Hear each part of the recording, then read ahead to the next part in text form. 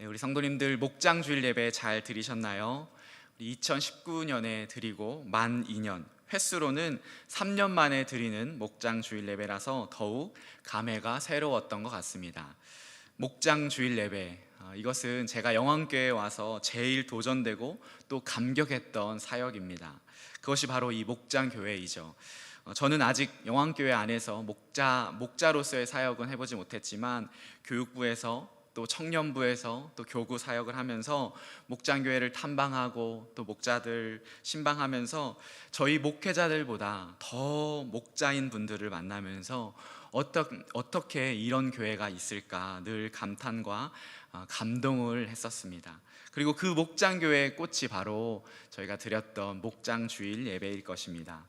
주일 이 예배당에 오지 않고 각 목장교회가 각자가 정한 장소에서 가정이든 또 식당이든 카페이든 또 어떤 장소이든 그곳을 예배당 삼아 주님의 이름을 높이고 또 예배하는 것이 얼마나 귀하고 또 특별한 것인지 모르겠습니다. 제가 이제 목장 주일 예배 이 보고서를 쭉 봤는데요, 감사 제목들이 줄줄이 나오더라고요. 그동안 현장 예배를 오지 못한 성도님들이 목장 주일 예배에 참여하는 것을 보고 얼마나 또 감사하고, 또 그분들이 이제 6월부터는 현장 예배에 나오기로 하셨다는 말을 듣고 참 감사했습니다. 또한 목장교회에서 품고 있는 VIP 분들이 아직은 사실은 조심스러운 시기인데도 불구하고 성도님들의 기도 또 사랑 그 초대에 응해서 통계로 보니까 가야 하는 26명, 센텀은 37명, 무려 63명의 VIP들이 목장 주일 예배에 2022년 목장 주일 예배에 참여했습니다. 정말 감사하고 또 기쁜 주일입니다. 주님께서 교회를 든든히 세우시고 또 이끄시는 줄 믿습니다. 모든 성도님들, 목자님들 참으로 수고 많이 하셨습니다. 사도 바울의 고백처럼 교회를 세우기 위하여 나도 내 속에서 능력으로 역사하시는 이의 역사를 따라 힘을 다하여 수고하노라. 이 고백이 우리의 고백이고 또 여러분의 고백인 줄 믿습니다. 그래서 이 시간 교회에 대해서 말씀을 나누려고 합니다. 가장 기본적인, 그렇기에 다들 알고 계시지만 그렇지만 그 본질을 우리가 계속해서 붙잡아야 하기에 오늘 이 교회가 무엇인지 한번 말씀 나누고 기도의 시간 갖도록 하겠습니다. 세 가지를 말씀드리려고 하는데요, 첫 번째는 교회는 누가 세우시는가, 두 번째는 교회는 누구를 통해 세우시는가, 마지막으로는 교회는 어디에 세우시는가입니다. 첫 번째, 교회는 누가 세우시는가. 우리 본문 17절 18절 함께 읽도록 하겠습니다. 예수께서 대답하여 이르시되 바요나 시몬아 내가 복이 있도다. 이를 내게 알게 하니는 혈육이 아니요 하늘에 계신 내 아버지시니라. 또 내가 내게 이르노니 너는 베드로라. 내가 이 반석 위에 내 교회를 세우리니 음부의 권세가 이기지 못하리라. 아멘. 이 18절을 내가 이 반석 위에 내 교회를 세우리니, 그래서 2000년의 이 교회의 역사 동안 사람들은 이 반석을 어떻게 해석하냐에 많은 관심을 가져왔습니다. 반석이 헬라어로는 페트로스인데 베드로의 원래 이름이 17절에 보면 시몬이잖아요. 시몬이 이 위대한 고백을 예수님께 드리자 예수님이 이름을 야곱이 이스라엘로 바뀐 것처럼 시몬을 베드로, 페트로스로 바꾼 것이죠. 근데 이 페트로스의 뜻이 바로 반석 혹은 바위란 뜻입니다. 그래서 예수님이 언어 유희를 한 것입니다. 어떻게 했냐면 너는 반석이야, 이제부터 반석이야, 내가 그 반석 위에 내 교회를 세울 거야, 이렇게 언어 유희로 말씀하신 것이죠. 그래서 이 반석이라고 하는 것이 베드로 자신인지 또 아니면 베드로와 같은 고백을 하는 사람인지에 대한 그 말들로 교회 역사 가운데 계속해서 논쟁이 있어 왔습니다.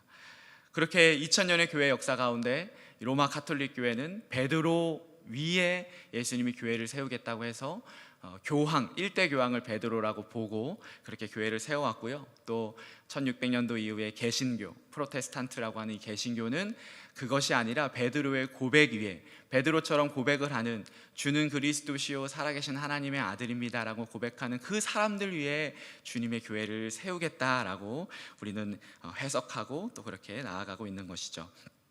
저는 이 18절의 그 반석에 집중하려고 하는 것이 아니라 그 뒤에 부분에 주목하려고 합니다. 바로 내 교회입니다. 내가 이 반석 위에 내 교회를 세우리니. 영어로는 I will build my church입니다. I will build my church에 주목하면 좋겠습니다. 어떤 교회입니까? 내 교회라고 말씀하시는 것입니다. 누구의 교회입니까? 바로 주님의 교회라고 말씀하시는 것이죠. 그렇다면 누가 세우십니까? 바로 주님이 세우신다라고 이야기하시는 겁니다. 우리 17절을 다시 한번 읽어볼까요? 17절. 예수께서 대답하여 이르시되 바요나 요나의 아들 시몬아 내가 복이 있도다. 이를 내게 알게 하니는 혈육이 아니요 하늘에 계신 내 아버지시니라. 베드로가 그 고백한 그 고백이, 베드로의 이 신앙 고백이 그저 그가 예수님을 알아서, 예수님을 정확하게 알아서 고백한 것이 아니라, 그의 혈육이 아니라 하늘에 계신 내 아버지, 바로 하나님께서 알게 하신 것이다 라고, 그 모든 신자들 속에 교회를 세우시는데 그 주체가 그 누구도 아니라 바로 하나님 아버지, 하늘에 계신 내 아버지라고 지금 주님께서 말씀하고 있는 것입니다. 그래서 예수를 그리스도로, 하나님의 아들로 고백하는 이 근원은 우리의 노력도 아니고, 우리가 공부해서 되는 것도 아니고, 우리의 지식도 아니며 모태신앙에서 오는 것도 아닙니다. 그 근원은 누구입니까? 누가 알게 하십니까? 바로 하늘에 계신 내 아버지라고 지금 말씀하고 있는 것입니다. 그렇습니다. 예수님을 믿는 것도 우리가 하는 것 같지만 하나님이 하십니다. 교회를 세우시는 것도 하나님이, 예수 그리스도께서 교회를 세우시는 것이죠. 그렇기에 주님이 주인이시고 주체이신 교회이기에 이 교회에 천국의 열쇠가 있고 지옥의 권세, 사망의 권세, 사탄의 권세가 결코 이기지 못함을 오늘 주님은 말씀하셨습니다. 이것이 바로 우리 주님이 주인 되시는 교회의 영광이며 교회의 권세인 줄 믿습니다. 교회는 누가 세우십니까? I will build my church. 주님이 세우십니다. 얼마나 큰 은혜이고 위안인지 모르겠습니다. 목원들 한 명 한 명을 놓고 기도하는 우리 목자분들, 주님이 교회의 머리이시고 주인이시기에 주님이 책임져 주시고 살피시는 줄 믿습니다. 또 변화되지 않는 나의 모습 혹은 목원들의 모습을 보고 안타까워하시는 분들, 주님이 주인 되시는 교회이기에 주님이 결국에는 세우시고 변화시키시는 줄 믿습니다. 우리는 그 주님을 보고 걸어가는 것이죠. 그렇기 때문에 마음에 새기십시오. 주님, 교회는 누가 세우십니까? 바로 주님이 세우십니다. I will build my church. 우리 마음에 새겼으면 좋겠습니다. 두 번째, 교회는 누구를 통해 세우시는가? 교회는 누구를 통해 세우시는가? 본문에 보면 가이사야 빌립보의 일이자 예수님이 제자들에게 물으십니다. 사람들이 나를 누구라고 하니? 어떤 사람은 침례요한이라고 합니다. 어떤 사람은 엘리야라고 합니다. 어떤 사람은 예레미야라고 하던데요. 그런데 예수님이 원하시는 대답이 나오지 않았습니다. 또 정답도 아니었죠. 그렇게 다시 물어보십니다. 그런데 그것만 있는 것은 아닌 것 같습니다. 사람들이 틀린 대답을 해서 제자들에게 물어본 것만은 아니라는 말이죠. 그 속에 깊은 뜻이 담겨 있습니다. 우리 15절 같이 한번 읽어볼까요? 15절 시작. 이르시되 너희는 나를 누구라 하느냐. 이 15절의 이 짧은 구절 안에 사실 헬라어로 보면 두 가지 강조가 있습니다. 첫 번째로는 이르시되 앞에 그러나가 들어가야 합니다. 헬라어로는 그러나가 들어가 있고, 영어 성경에도 이 but이라고 번역을 했는데요, 우리 한글 성경에는 번역을 안 했습니다. 그리고 또 하나는 너희는에 강조가 되어 있습니다. 헬라어 동사는, 이 헬라어 문법 안에서 동사는 동사 안에 I, you, we, they처럼 인칭이 함께 섞여 있는데요, 함께 표현할 수 있는데요, 그렇게 사실 동사만 잘 분석하면 문장의 주어와 수어 구조가 다 파악이 됩니다. 그런데 이 15절 안에는 그 동사 앞에 너희는이라고 하는 그 인칭 대명사를 일부러 넣었습니다. 왜 넣었을까요? 강조하기 위해서 넣은 것이죠. 그래서 이 15절을 조금 거칠게 번역을 하자면 이렇게 번역할 수 있습니다. 너희는, 그런데 너희는 나를 누구라 하느냐라고 말씀하는 것이죠. 여러분, 그렇습니다. 교회는 누구를 통해 세워지는가? 바로 나를 통해, 당신을 통해, 당신의 그 고백을 통해 교회가 세워진다고 하는 것이죠. 교회를 세우신다고 말씀하시는 것입니다. 우리의 고백, 우리의 그 신앙이 교회의 재료라고 지금 말씀하고 있는 것입니다. 돈 많은 사람이, 많이 배운 사람이, 능력이 많은 사람이 교회를 세우는 것이 아니라 바른 고백, 명확한 고백, 이 믿음을 통해서 그 한 사람 한 사람을 통해서 너희는 나를 누구라 하느냐 할 때 분명하게 고백하는 그 한 사람 한 사람을 통해서 주님은 교회를 세우신다고 말씀하십니다. 우리 16절 너무나 유명한 말씀이죠. 함께 읽어보겠습니다. 시작. 시몬 베드로가 대답하여 이르되 주는 그리스도시요 살아계신 하나님의 아들이시니이다. 아멘. 이 짧은 대답 안에 기독교의 모든 것이 담겨 있습니다. 교회의 본질, 또 교회가 되는 단 하나의 길이 있습니다. 바로 예수를 그리스도라고 고백하는 것, 하나님의 아들이라고 믿는 그들 속에 그 고백과 그런 사람들을 통해 주님은 교회를 세우신다고 말씀하는 것이죠. 당신은 예수님을 누구라고 고백하십니까? 당신은 예수님을 어떻게 고백합니까? 4대 성인, 도덕 군자, 윤리 교사, 또 삶의 모델입니까? 아니면 그 정도가 아니라 그것을 넘어서 이 베드로의 고백처럼 당신은 그리스도십니다. 기름 부음 받은 자입니다. 우리를 이 세상을 구원할 자이십니다. 나를 죄와 사망에서 구속할 자이십니다 라고 믿고 고백하십니까? 하나님의 아들로 우리와 같은 인간의 몸을 입고 오셨지만 성령으로 잉태되어 죄 없으신 분이시는 그 하나님이심을 믿고 그렇게 고백하십니까? 이 분명한 고백과 신앙 위에 교회가 세워질 수 있습니다. 주님은 이를 위해 오셨는데 우리 마태복음 큐티하는 것처럼 군중처럼 떡과 또 우리의 이 고침에만 집중한다면 우리를 통해서는 교회가 세워질 수 없는 것이죠. 그렇기에 중요합니다. 여러분은 예수님을 누구로, 무엇이라고 고백하고 믿고 계십니까? 또 한 가지 생각해 볼 것이 있습니다. 왜 물어보셨을까입니다. 왜 예수님은 이때에 이 물음을 너희는 나를 누구라 하느냐 물어보셨을까요? 공생의 3년의 시간 가운데 이 정도면 되었겠지, 이 정도면 다 알았겠지 해서 이 시간대에 물어보셨을까요? 그것이 아닙니다. 그 힌트는 21절에 나오는데요. 우리 21절은 읽지 않았지만 여러분 잘 아시는 말씀, 바로 순환 예고의 말씀입니다. 우리 같이 한번 읽어보겠습니다.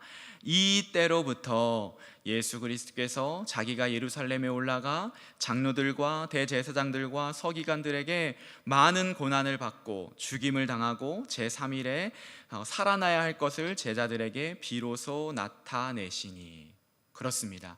이때로부터 이제 십자가의 때가 되었기에, 이제 예수님께서 십자가와 부활의 길을 걸어가시기에, 그리고 그 길을 함께 갈 당신의 제자들을, 이제 그들을 교회로 세우시기 위하여서 바로 이때 물어보신 것입니다.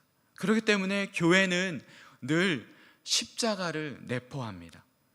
교회됨은 결코 넓은 길, 우리 담임 목사님들 말씀하시는 신장로가 아닙니다.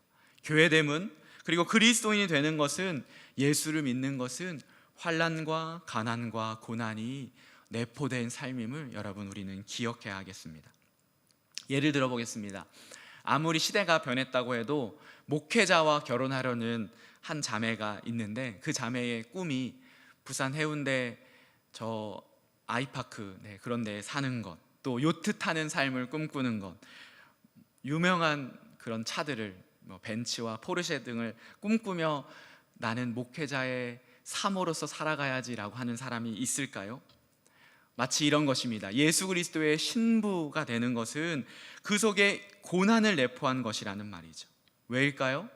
비록 그것이 육신의 눈으로는 무명하고 또 근심하는 삶이고 가난한 삶이지만 유명하고 또 기뻐하며 또 모든 것을 그런 가진 것이기 때문입니다.